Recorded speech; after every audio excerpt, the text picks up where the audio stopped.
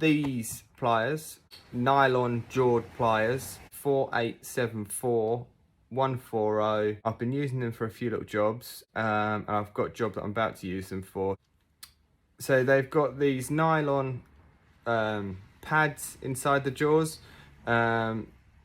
which are great. I mean, they will get a bit scuffed up, but that's part of the nature of them. You know, you're putting some metal in there that is going to be stronger or more durable than the nylon in the jaws, but that's the whole point, so that you don't mark the metal. They're a little bit different because they're sprung, so inside they have a spring, which I quite like because they're still not overly springy, so they can still clamp without you know, really sort of grip down on something. If you want to just put them down for a second with a piece in there, you can pick it back up, still in there. But then obviously light enough that you can just sort of pop them back open again quite easy. For what I do, I wouldn't say they're an everyday bit kit. When you want them, these are sort of invaluable. We work with a lot of, well, we work with only precious metals really. So wastage is a big thing for us. You know, if you've got to file a bit of metal off, that all costs money. If you know you're going to really dent something up, you make it thicker, then you know you're going to need it, because you then got to file it off. I think these save you that. They save you the wastage. I have used them so far, some 18 karat white gold, 18 karat yellow gold, silver, and a couple of 9 karat pieces. A couple of times there's been a slight mark, but that's when, you know, putting some real force against these. But as a general rule, no mark on the piece that I'm working on, which I think is just brilliant. I'm going to go so far as to say almost sort of revolutionary. Before I had a pair, I had to plan for filing things up and shaping them all up and everything.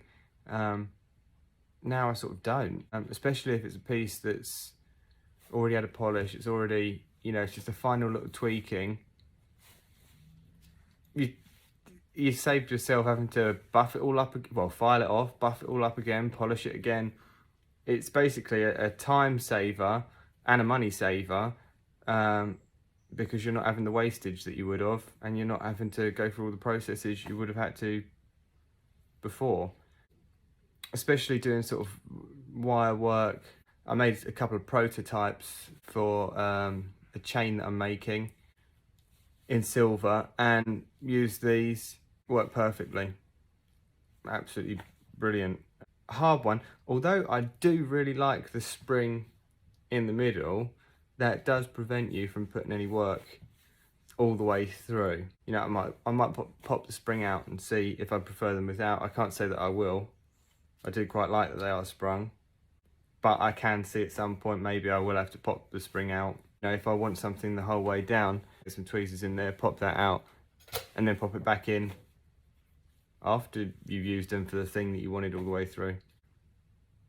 Yeah, really like these. The trade's so big. If you were a chain maker, every single day, you know, bending links up, things like that, perfect.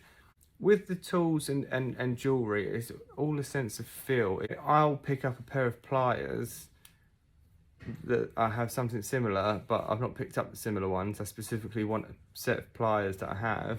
I can't necessarily explain it. And your head tells you that's what you want, because your head knows that, but you don't quite know it yourself.